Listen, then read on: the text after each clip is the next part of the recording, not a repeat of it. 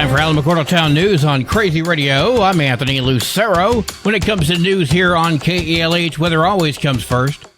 A rather stationary frontal boundary remains over the southern plains and southeast. Warm and humid conditions along the Gulf Coast will support areas of organized thunderstorms as well as scattered showers and storms over the region. Along and east of the Rockies, scattered showers and some storms are possible today and again tomorrow. Closer to home, elevated to near critical fire weather conditions continue due to extremely low humidity. There's a slight chance for thunderstorms beginning tomorrow, generally favoring areas east of the Rio Grande. Seasonal temperatures every afternoon. This is Lieutenant William Skaggs with Alamogordo Fire Department.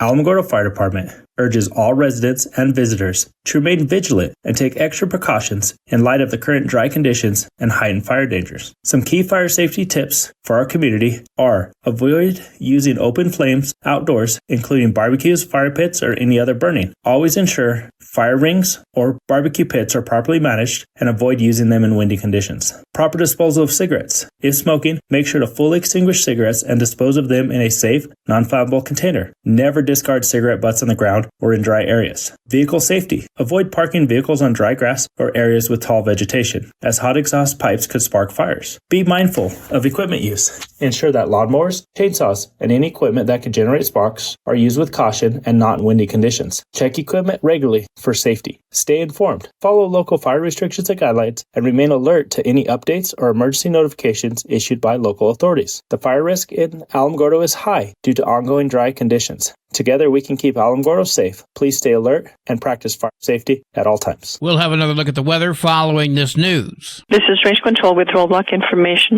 Roadblocks are subject to change without notice.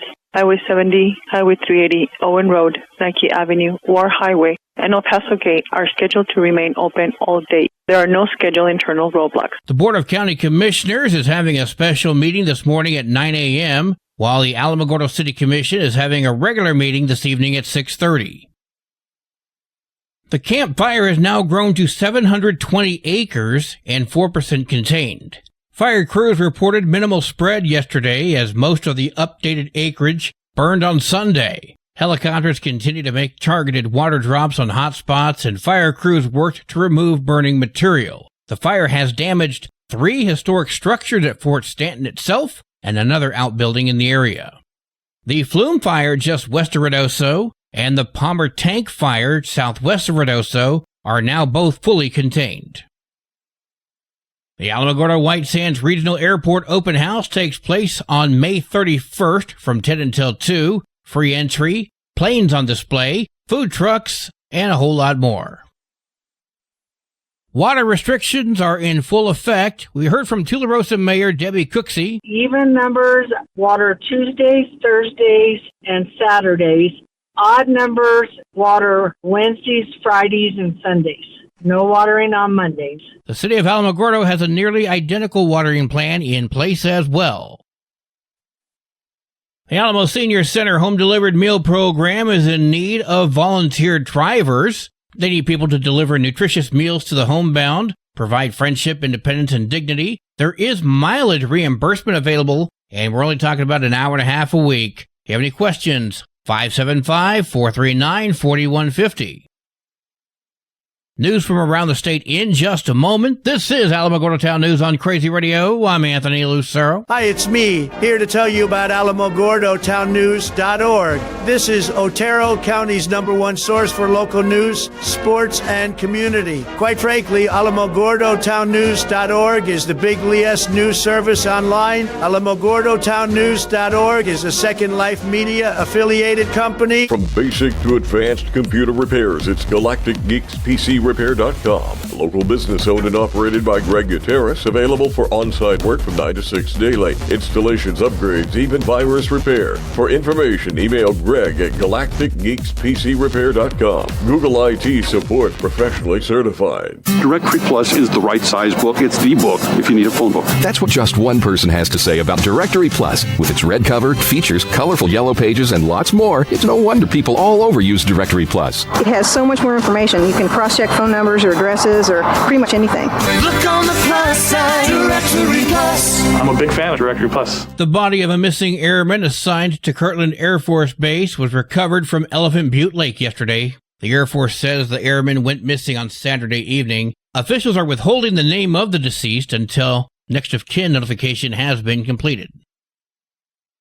This year, 4 children have died from being left in a hot car in the United States. The most recent was a 1-year-old in Albuquerque this past weekend. Valencia County Fire Chief Matt Propp told KOAT it's a call his department gets all too often in the summer. The problem is in the vehicle, even 80 degrees outside, within 15 minutes can be 100 degrees inside the vehicle. Within 30 minutes, it's 110. Within 60 minutes, it's 120. According to data from Kids in Cars Safety, 14 children have died from being left in a hot car in New Mexico, including the child from this past Saturday. The children's ages range from 7 months to 6 years. Fire officials said that kids are able to absorb heat 3 to 5 times faster than an adult. In some cases, bystanders are the ones who alert authorities. If you see a child in a hot car that's unresponsive or fatigued, Propp recommends getting them out and calling 911. Back on May 10th, a Grants police officer arrived to a fire at a trailer on 2nd Street. He says he could tell no one lived there given the lack of power or electrical hookups, but he was still concerned someone was inside. When firefighters arrived, they assisted the officer to get inside the trailer. The officer later watched security camera, and he noticed Dion Victoriano, who identifies as KALH. The following day, the officer questioned Victoriano, but according to police, the story did not add up. Victoriano described his day, and it included him being in the area of the fire, yet he did not mention the fire. I feel like you're missing some stuff here for what you saw last night. I'm kind of wondering why you're leaving out the fire. Well, it wasn't a cigarette, but I was smoking. You were smoking? Marijuana. You were smoking marijuana right next to the building, or? A little bit. I'll tell you right now, there's no brush around there. So marijuana's not how that fire started. So tell me how you started the fire. There was like a missing broken piece right there. Yeah. It was like that stuff that goes to the same door. Yeah. And then I was just messing with it with my torch. With your torch? Okay. Yeah. So like the insulation? Yeah. Okay. I didn't think that was going to catch on fire. The officer took Victoriano into custody on an arson charge. Incidentally, this story refers to Victoriano as they, them. I just declined to do so.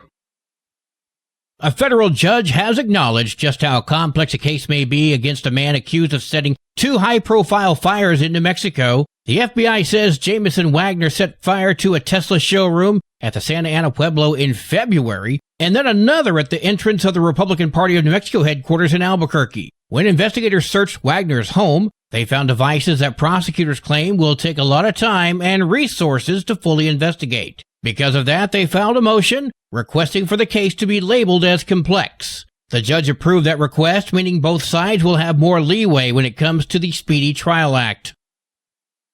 A joint effort led by the New Mexico State Police's Crime Suppression Bureau, with support from the Las Cruces Police Department and U.S. Border Patrol, Operation Deep Pockets has officially concluded. This 6-month-long operation focused on combating the drug-related crime in Las Cruces and involved multiple New Mexico State Police divisions, including investigations, special operations, and uniform officers. Officers and agents executed warrants at numerous locations from where they received multiple complaints of continuous narcotics activity. New Mexico State Police Tactical Team, Las Cruces SWAT, and Border Patrol's BORTAC unit secured each location as warrants were served. A search of one residence revealed thousands of used needles and numerous pieces of burned foil commonly associated with drug use. A search at another residence revealed approximately 63 grams of cocaine, 8 grams of methamphetamine, and 3 pounds of marijuana. Multiple firearms were also located and seized during the operation.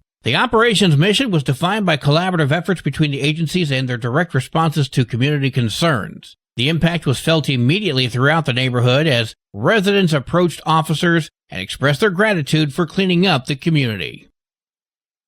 State health leaders are continuing their push to make sure people are vaccinated against measles. Younger children, especially babies under the age of 12 months, remain the most vulnerable. While children normally receive the first MMR shot at 12 months of age, state health leaders say if you have a baby and live in or plan to visit Sandoval, Donna Ana, Lee, or Curry counties, or you're planning to travel elsewhere in the U.S., or maybe even internationally, get the baby shots early. New Mexico Department of Health Chief Medical Officer Dr. Miranda Durham. We are recommending that the first dose be given even before the first birthday, between 6 and 11 months. It's also recommended adults born after 1957 consider getting a measles booster. It's not going to hurt, so might as well get that extra dose. If you're showing symptoms of measles, cough, runny nose, fever, red eyes, and a rash that begins on the head and spreads down, don't go anywhere. That includes the hospital. Call your doctor or the Department of Health helpline, 833-796-8773. That way you don't spread it to somebody else. Legal Resources for the Elderly offers free legal advice for New Mexico seniors. The program's managing attorney, Natalie Myers, appeared on KRWG and spoke about services offered by the program. We provide a wide range of advice to seniors on civil legal topics. So some of the very common topics that we advise on the helpline include things like estate planning, wills, powers of attorney. We also get a lot of calls regarding probate. We also get a good number of calls in regards to landlord-tenant issues, so issues with your landlord, as well as property issues. They also have more programs, including one to help you with finance issues. 800-876-6657. Supporters of electric vehicles in New Mexico cite a number of advantages to owning one, but 2026 budget negotiations underway in Washington include the elimination of a $7,500 EV tax credit. In his January inaugural address, President Donald Trump promised to undo what he called the electric vehicle mandate, referring to the Biden-era goals for half of new vehicle sales to be electric by 2030. What that means is you can still buy one, but now I'm not being forced to help you buy it.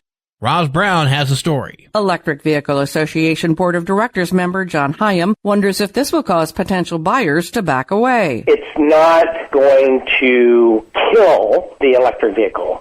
It might slow the acceleration of the adoption of the electric vehicle, but it's certainly not going to reverse the trend. The majority of electricity used in an EV is American-made, and an electric vehicle can be charged at home, just like a cell phone. In 2023, New Mexico had more than 11,000 registered EVs, about 5.5% of new vehicle sales in the state. The state also mandates that dealerships offer a specific percentage of zero-emission vehicles. The Republican-controlled House has proposed legislation that would extend the tax credit until the end of the year. And analysts say the largest EV automaker, Tesla, owned by Trump associate Elon Musk, would be impacted the most if the tax credit ends. Hyam says the fallout of repealing the tax credit could break down along party lines. That economic engine that is in those red districts, where there's new battery manufacturing put in, new automotive manufacturing put in, those are the voters that are going to feel it the most, are in those red districts. According to the Argonne National Laboratory, consumers can save more than $6,000 in lifetime repair and maintenance costs from an EV compared to a gas-fueled vehicle. It's estimated that the federal government spent about $2 billion